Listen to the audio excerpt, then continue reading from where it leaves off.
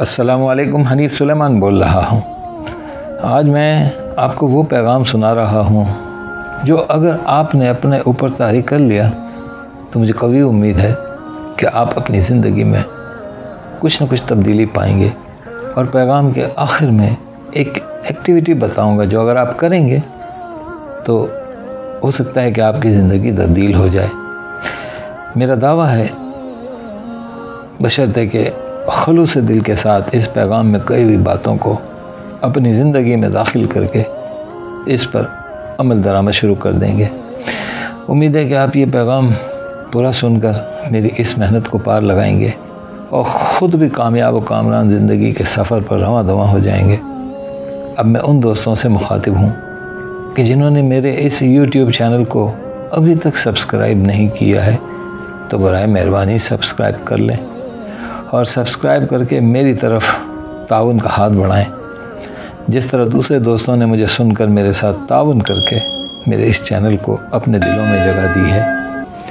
آج کے پیغام میں ہمارے دلوں کی جو بیماریاں ہیں، جو غیر اخلاقی بیماریاں ہیں، ان کے بارے میں بتاتا ہوں کہ انسان کے دل میں جب غیر اخلاقی بیماریاں شروع ہو جائیں تو اس کا علاج ممکن ہے، مگر اس کا طریقہ ذرا مختلف ہے۔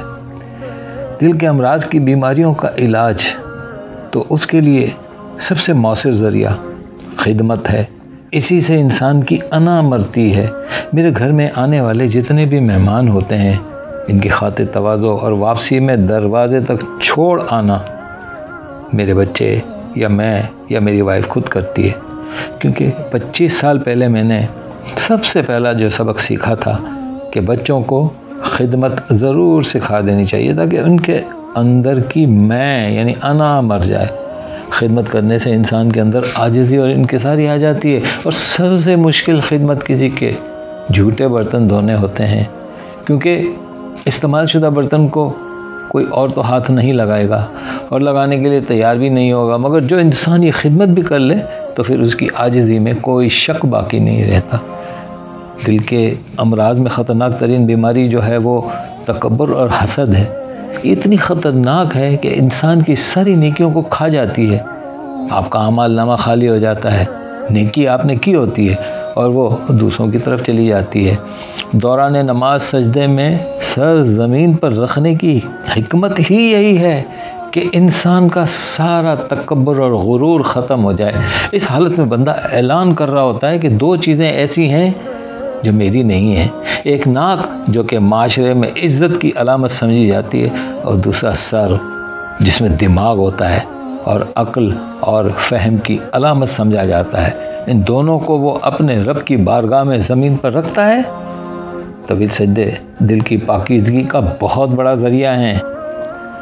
انسان باہر سے جتنا بھی عمدہ اور بہترین پوشاک پہنے یعنی کپڑے پہنے، مگر اس کے اندر کا دل اگر کینہ، حسد، غصہ اور تکبر سے بھرا ہوا ہو تو وہ کبھی ٹھیک نہیں ہو سکتا۔ مغرور انسان کی سب سے بڑی غلط فہمی یہ ہوتی ہے کہ وہ سمجھتا ہے کہ میں ہمیشہ رہنے کے لیے یہاں آیا ہوں۔ یہ وہم ہے، چاہے بادشاہ کو ہو یا فقیر کو، ایک دن اس نے ٹوٹ جانا ہے۔ دین میں نماز جنازہ پڑھنے پر جو فضائل موجود ہیں اس کی وجہ ہی یہی ہے کہ اس موقع پر آپ کو یہ یاد دہانی ہو جائے کہ ایک دن آپ کو بھی یہاں سے جانا ہے۔ آپ جنازہ کسی اور کا نہیں بلکہ اپنا پڑھتے ہیں۔ انسان کی فطرت یہ ہے کہ وہ موت دیکھتا ہے تو زندگی بھول جاتا ہے، اور زندگی دیکھتا ہے تو موت کو بھول جاتا ہے۔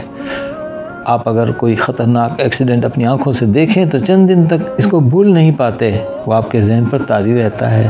اسی طرح آپ 2-4 شادیوں پر جائیں، شاپنگ کریں، دکاندار سے الجھیں، وہ کہتا ہے کہ سر یا میڈم بس یہ آخری سوٹ تھا اور ختم ہو گئے ہیں۔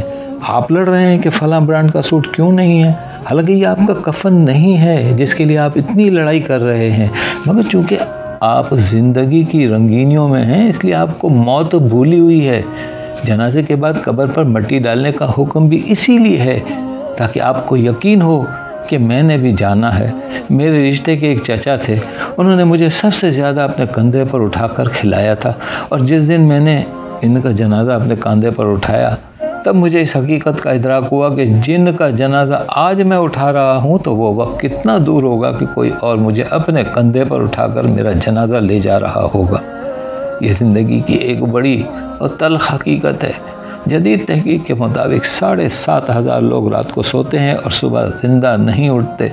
ان لوگوں میں آپ بھی شامل ہو سکتے ہیں، مگر رات کو موت کے منہ میں جا کر صبح حشاش بشاش اور سلامتی کے ساتھ اٹھانے والی وہی رحیم و کریم ذات کہ جس کی عنایات کا بدلہ ہم کبھی نہیں چکا سکتے۔ دل کی 80% بیماریاں سخاوت سے ٹھیک ہو جاتی ہیں۔ یہ الگ بات ہے کہ سخی کو نیکی کا تکبر لگ جائے، لیکن دوسری بیماریوں سے وہ محفوظ رہتا ہے۔